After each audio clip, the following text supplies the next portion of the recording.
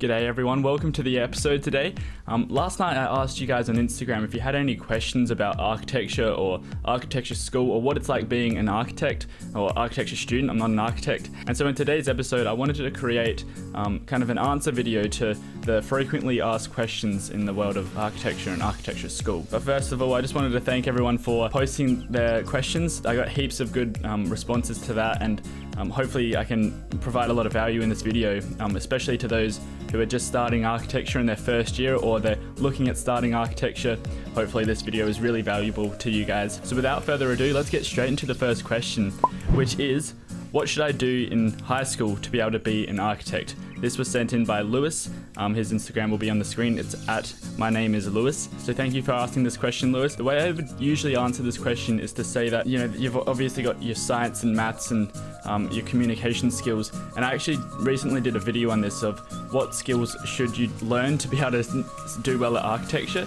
And so I think that was 2 episodes ago on the podcast. So I won't reiterate what I said there, but that was kind of talking about how having the traditional skills of maths and science, physics, engineering and all that, they're going to help you, but not having those skills aren't going to make you less of an architect when starting out, because you'll learn those things over time with experience and practice. And so to answer your question, what you should do in high school to be able to be an architect, it's not so much what you should do at school, but more what you do outside of school. I think during high school you should just work on building up your motivation to study architecture, and if it is something that you're completely decided on doing, then you should devote all of your free time to doing that and learning about it and studying it and learning new programs and just completely immersing yourself in the world of architecture, because everybody else are going to have those traditional skills of physics and chemistry and mathematics throughout high school. But if you already begin learning the skills that you need to actually be to do well at architecture, which is your communication skills, your software and like technology skills, that's going to take you a whole lot further, and I think that will be really helpful. So it's more so what you do outside of high school. So Lewis actually asked 3 questions in this one comment. His next question was, are all architecture programs the same?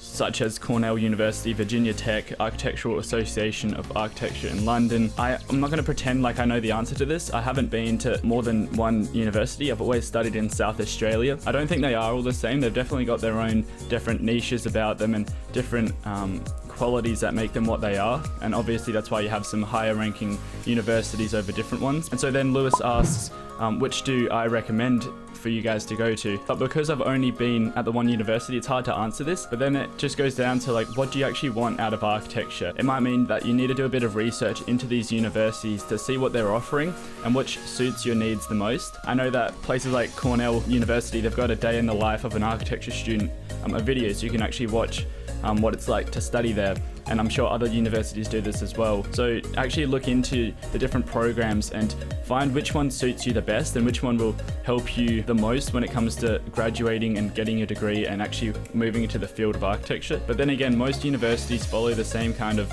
curriculum and course outline, I guess, where you do your design studios, you've got construction courses and theory work and stuff as well. And so it's also then the same as the answer to the first question, where it's not so much kind of what you're learning at university, but more what you're doing on the side, what you're doing apart from everybody else that makes you stand out. And so in the end, I wouldn't be too focused on what university that you're going to, because most of the time they offer the same courses. It's just a matter of how motivated you are to do well in them, and also how far you push yourself, because it's great if you've got teachers that push you and that are able to mentor you, but most of the time you don't know who your teachers are going to be. It's not like you know them personally. So when it comes down to teachers, it's just a bit of guesswork, and so you really have to focus on yourself and what you're doing to make yourself stand out from the rest of your cohort. So the next question was from Santi at SanArchDiary on Instagram, and Santi wanted tips for how to learn AutoCAD efficiently. And whereas I'm not actually going to give you some AutoCAD tips in this video,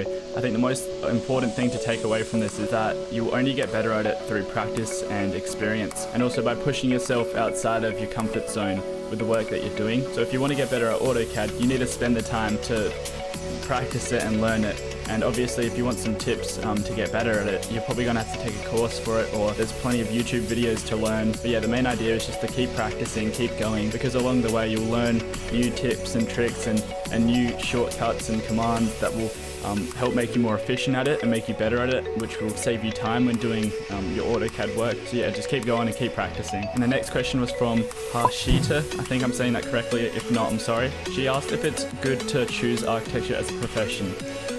And this is a tough one because you guys would know that it's a tough industry to get into. There's not a whole lot of jobs for the amount of students that are completing their degrees. But saying that, it's going to be subjective here. I love architecture, as you might be able to tell, and so I think architecture is a bloody good profession to be in. But for how demanding it is and how much work and effort it requires, it's definitely not an easy course, but that's good because if you're putting in the hard work, you're going to stand out from the rest of the people studying it.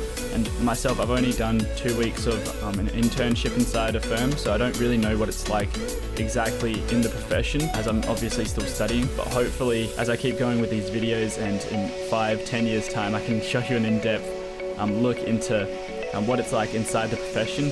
I'm doing another internship probably mid 2020, so this year, and I'll document the whole thing and I'll film it and I'll show you guys what it's like inside the profession as well, so hopefully that's helpful. So yes, I think it's a great profession to get into. It obviously requires a lot of work.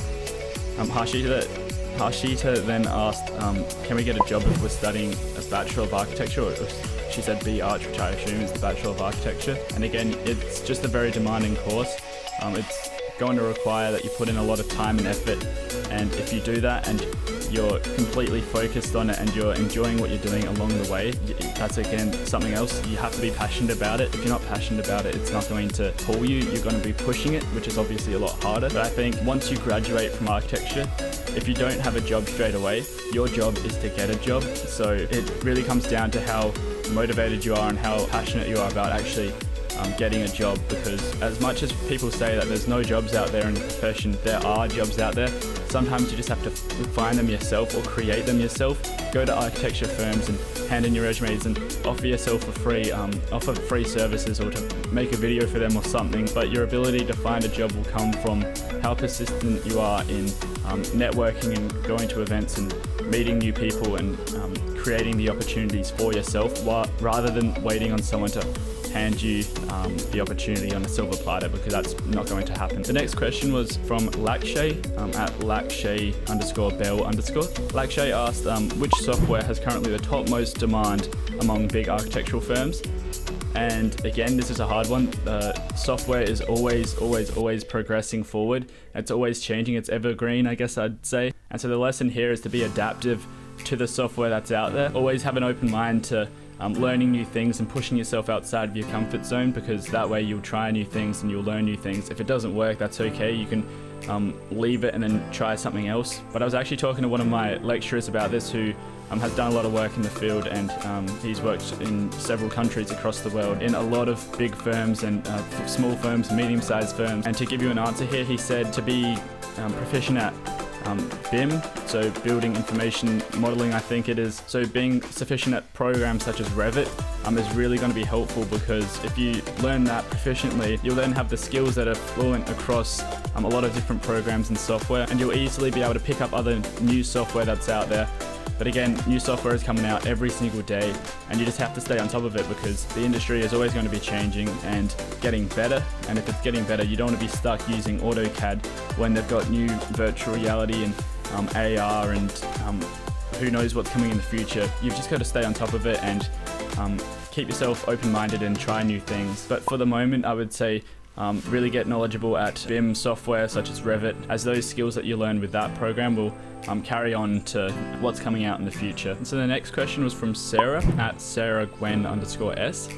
She asked, what are architecture universities looking for in the art portfolio? I didn't have to hand in an art portfolio to apply at my university. However, from my general knowledge, I would assume that you would just put in your best work. Really, they just want to see that you're creative and motivated to do well. And so if you show your best work and you show that you love drawing or you love creating renders or something like that, then they'll notice that and they'll accept you. However, it might also be helpful to try some architecture drawings out first as well, and to put them in your art portfolio.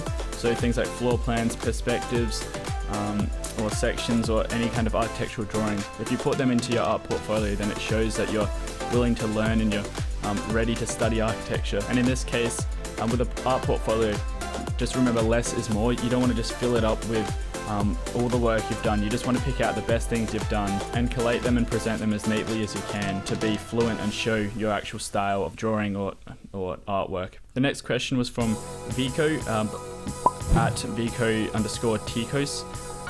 And Vico asked, is it really that hard to study architecture? And my answer personally is yes, it is hard, but anything that you're going full out on is definitely going to be hard. And so if you want to be good at something, you just want to dedicate all of your time into that, and that may mean making sacrifices, watching Netflix less, using social media less, and maybe cutting out a few negative friends. But if you're weighing your life with architecture higher than procrastinating and wasting time, then it's definitely worth it. And guess what? If you're passionate about architecture, it doesn't seem like work. It may be hard and it may be stressful, but that's just you using the most potential of your brain. It means you're pushing yourself and you're trying really hard to do something and be good at something, and that's really, really good. I would be worried if architecture wasn't hard, and to say that pretty much any university course or anything that you want to be good at in life is going to be hard. It's going to require hard work, late nights, and a lot of time and effort. And so then you got to weigh out the balance of is all that hard work worth it? Do you really, really want to do architecture? Do you want to be an architect? If the answer is yes, then keep fueling your motivation. Your passion will grow and grow. So yes, I think it's hard, but I think it's worth it. And if you're passionate about it, it doesn't seem like work. It's going to be enjoyable and it's going to be fun, and it's definitely going to be worth it. This is a bit of a fun question from Thomas at thomas.hearing.ii. Thomas has asked, what do I think the future of architecture looks like? And I sometimes think about this, we've got virtual reality and augmented reality now, and the world of technology and the industry of architecture is changing so rapidly, it's crazy. And where I don't really know where it's heading, I know that it's going to be a lot more kind of imaginative and creative through the advancement of technology.